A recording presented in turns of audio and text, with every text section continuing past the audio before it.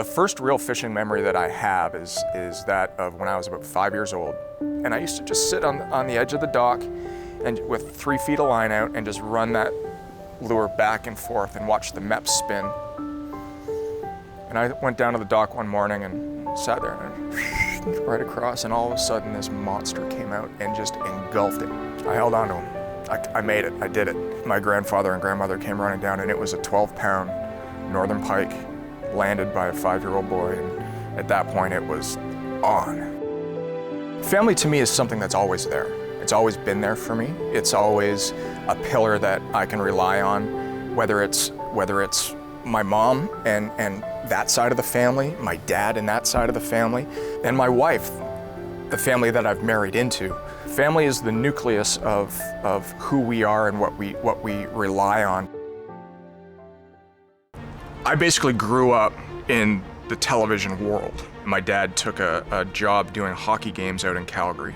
So I remember at a very young age, age of 5, going out and experiencing my first production truck and getting behind the scenes at Calgary Flames games and getting hit by pucks by icons like Lanny McDonald.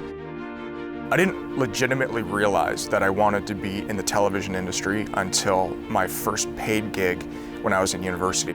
I just fell in love with it. I mean, it was magic. There was, 25 cameras, there was directors yelling at each other and producers going crazy. And at that point I said, I'm gonna change my career focus and move from the outdoor recreation path that I was on.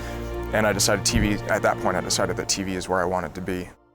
I worked in the outdoor space for years, 7 years doing rodeo and bull riding events. And when the network that I was working for decided that they were gonna leave the Western lifestyle genre, I got laid off. WFN, World Fishing Network, called me and said, hey, we know you love to fish. We know that you've got some TV background, and we want you to come and produce fishing shows for us.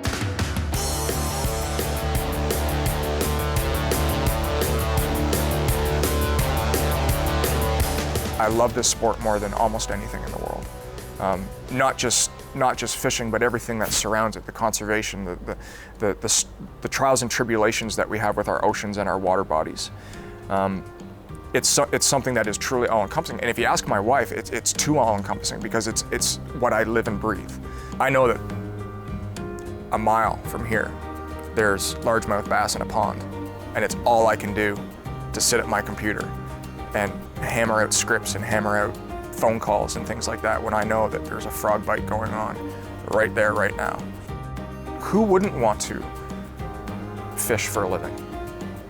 Really, like, who wouldn't? And I'm now entering my 6.5 year of being on this side of the camera, hopefully entertaining people. I wake up and I bound out of bed and I just, it's become me. It's become who I am.